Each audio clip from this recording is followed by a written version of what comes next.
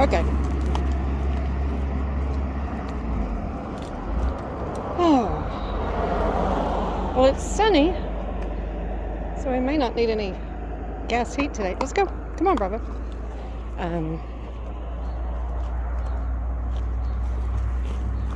Plus, it's supposed to get up. I think our high today is like almost 50. I hope it doesn't get hot inside.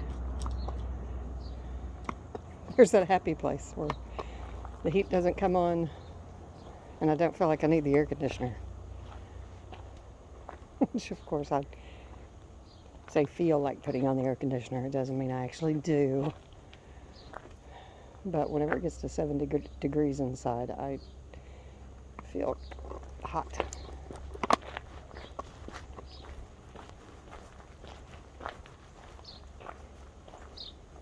Bravo, come on, let's go. Let's go.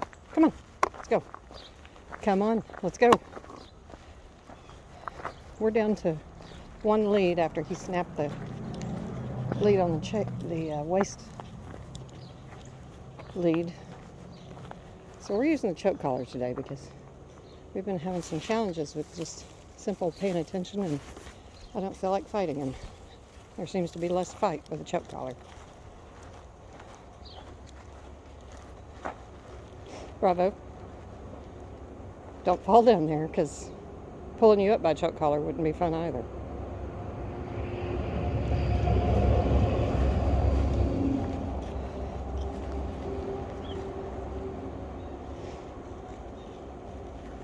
Yeah, and we didn't go out to the country yesterday. Our dear friend, which we weren't going to go anyway because she's been running a fever for a couple of days and not interested in walking into a colony with spores being sprayed about with someone with a fever. And although I made it clear that if she needed anything, supply drop, anything else, that I would risk exposure.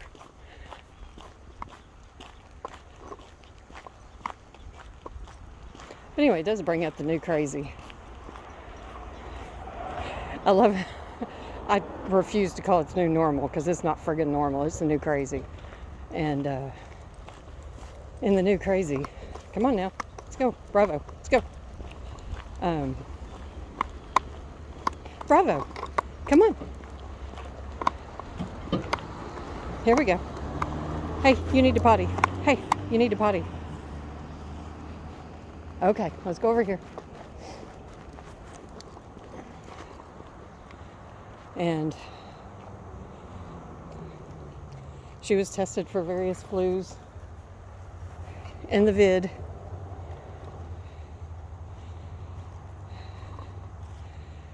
And the thing that I'd been stressing for her was, because her worst symptom was a terrible, terrible headache, and recommending she try some different things to relieve the pain without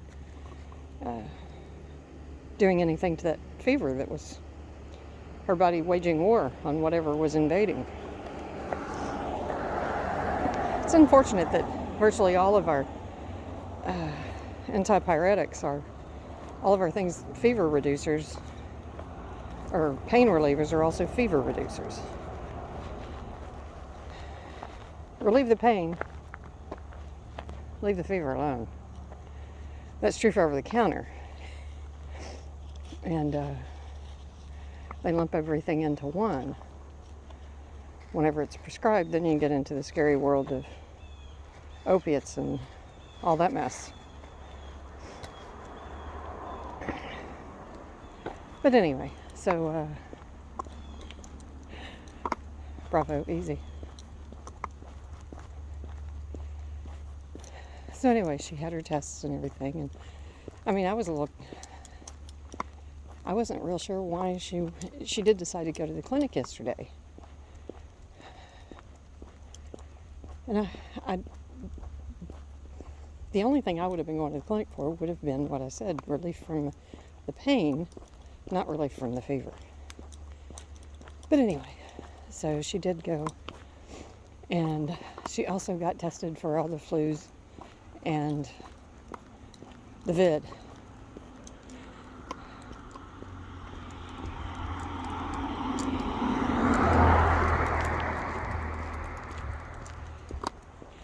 And it turns out she does have the vid, and they offered her the treatment, which she declined. She asked me if I was familiar, and I said lightly, just because I have no interest in it. It's why I haven't really investigated it. And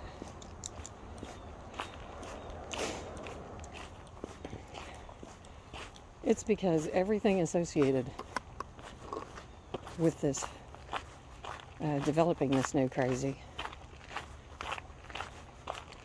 is proving how willing people are to lie at the expense of people's freedoms and well-being, whether it is their emotional, psychological well-being, their physical well-being. I'm continuously amazed at what people will do for $1.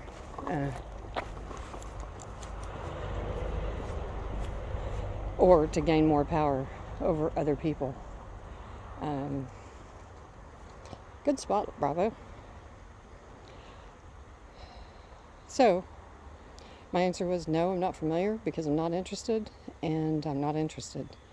You do as you deem best. The producers, to me it'd be like going back and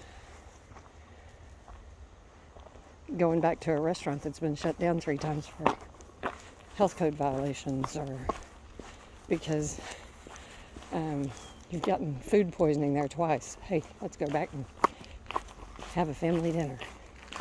So anyway, to me it's the same thing. Why would I go to a source that's proven to me they do not have my best interest in heart for anything? And I do believe in science. That means they have to prove something to me, and so far all they've proven to me is their ineptitude and greed. And then maybe I'll tell you what I really think. So anyway, hold on. My friend decided she is not going to take that treatment, where I misspoke. There is a treatment produced by the same people that brought you the original, quote, vaccine. And then today I was watching a video on the excess deaths. Okay, that's numbers not that are in excess of, based on population, past death data, from every cause. And, it's easy to think, oh, well, it's the vaccine is causing excess deaths or whatever. Well, might it just be, I think it's also a possibility. No, we do not come out looking for food.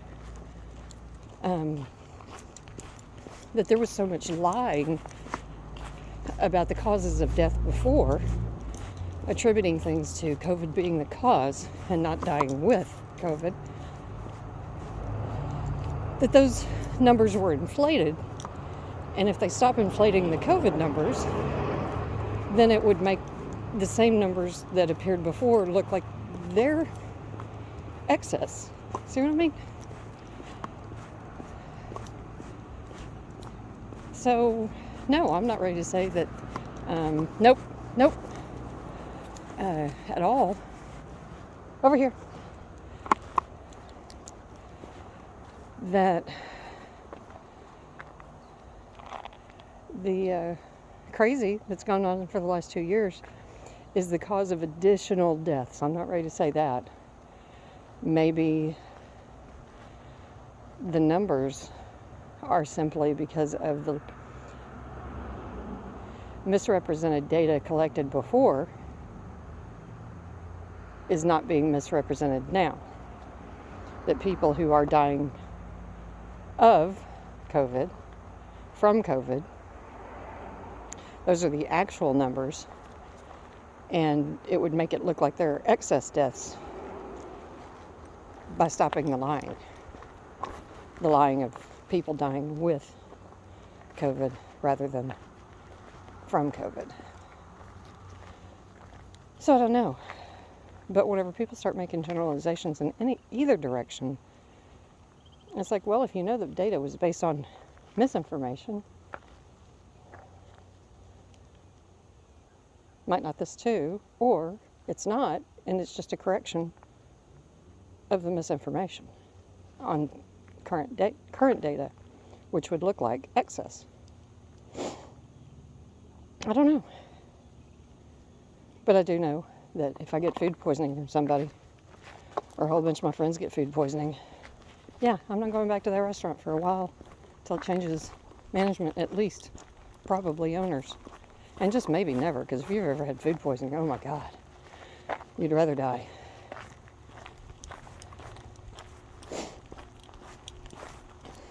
Nonetheless, I did have it from a takeout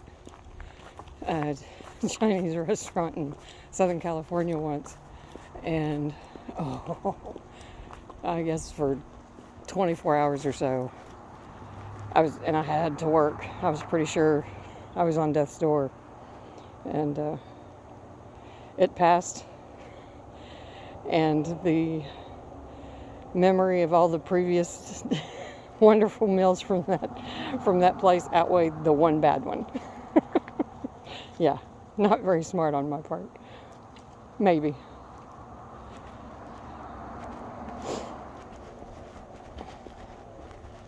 I know, bravo. I think I hear little critters moving in the leaves. Kind of surprising. It's only 31. Come on, let's go.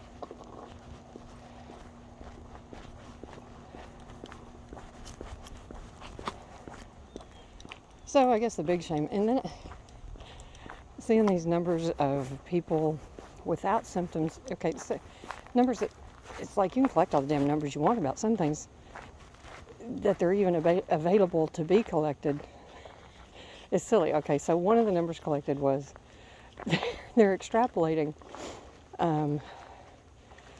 What was it? Deaths, hospitalizations, and things like that, based on whether or not your level of vaccination.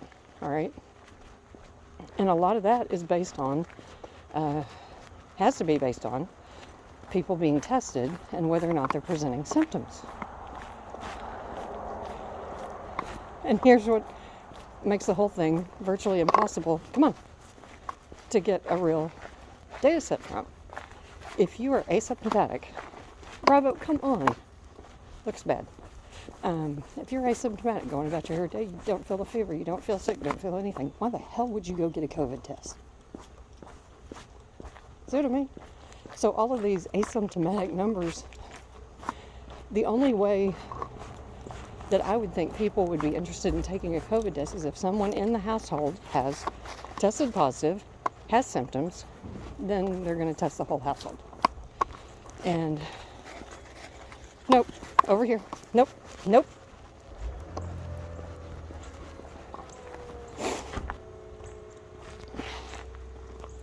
Good spot.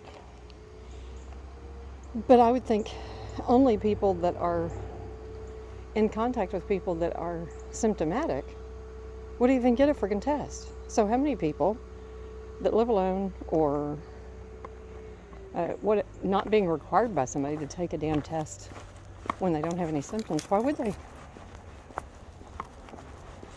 So asymptomatic COVID positive people,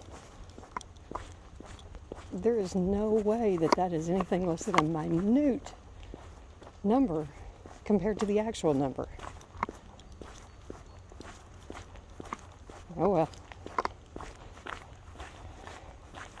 Anybody can mix the numbers around, look any way they want to. But whenever they throw the numbers out there without any footnotes, saying this could be one reason why. But nobody does that anymore.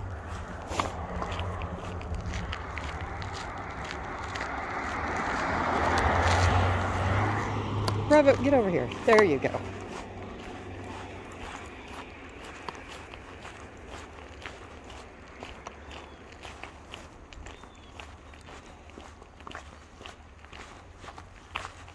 Well, if you'd quit pulling, I'd probably be more comfortable for both of us.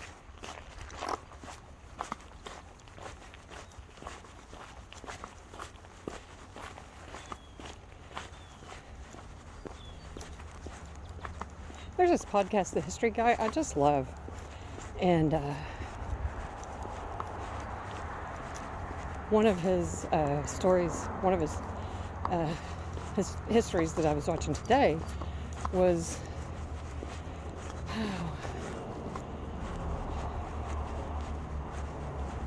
the man, come on now, is up in Canada, and they called him the Mad Trapper of the Rat River. I think that's right.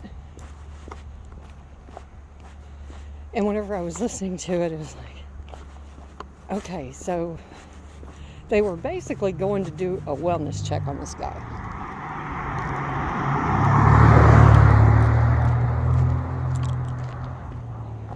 I mean, that was the reason for going out there, from what I understood. And while they're doing this wellness check,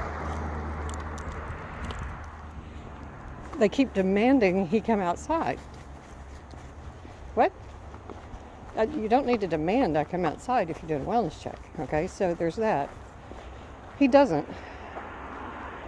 And one of the, come on,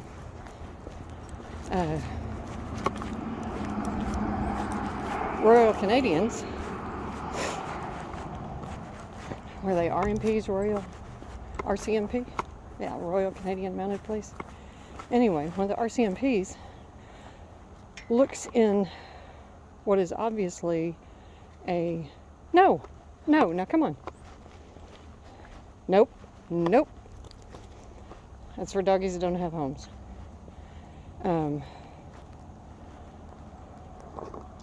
This guy is built pretty much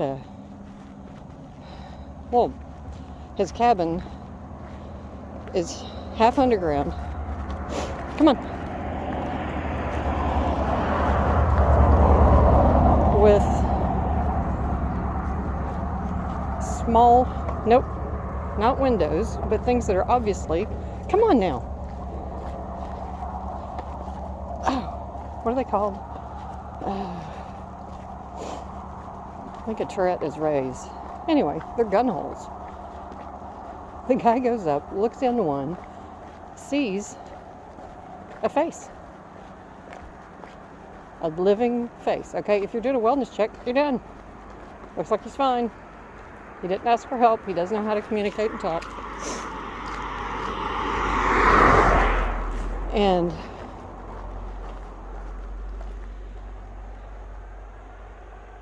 but that's not what they do. Instead, they're again ordering him to come out of his home, even though they've just looked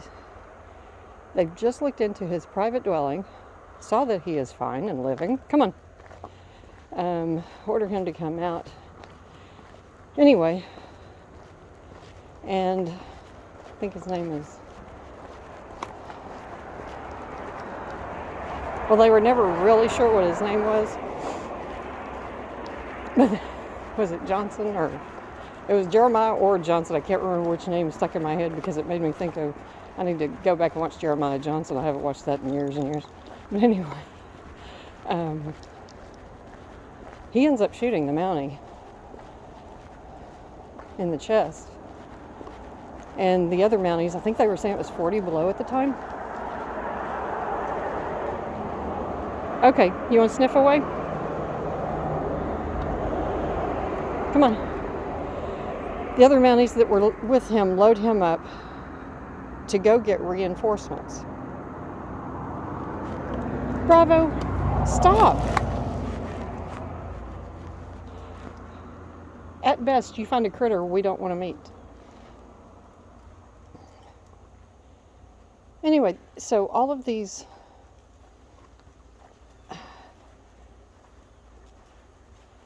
I don't remember how many Mounties end up being involved. The pilot who shot down the Red Baron ends up following him and trying to drop explosives on him from the sky as the man, because they do destroy his cabin. and he takes off on foot.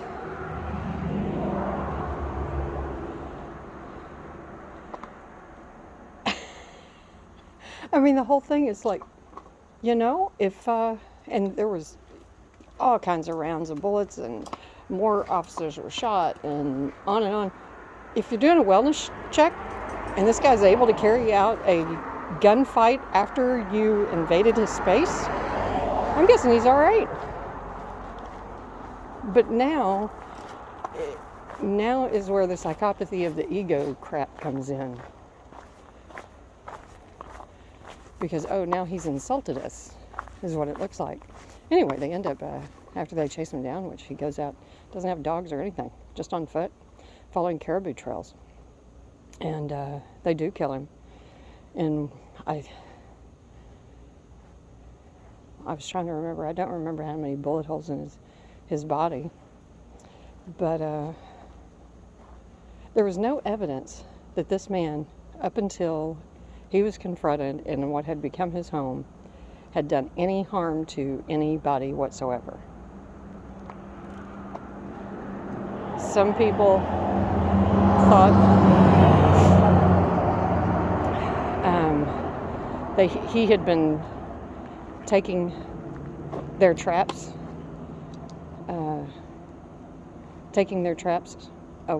in the area of his cabin, and then hanging them up on trees. So, setting them off and then hanging them up in trees. Okay, come on, you're not even doing anything. So, this was 19th century. And no, it had to be the early 20th century because the guy who shot down the Red Baron was the one who was following him from a plane overhead. Are you going to pee-pee again?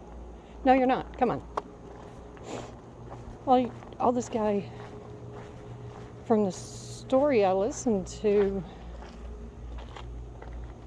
his crime was wanting to be left alone, evidently. Come on. And then defending his right to be left alone. Okay, you got a smile? No? Bravo, I didn't see anything back there. Okay.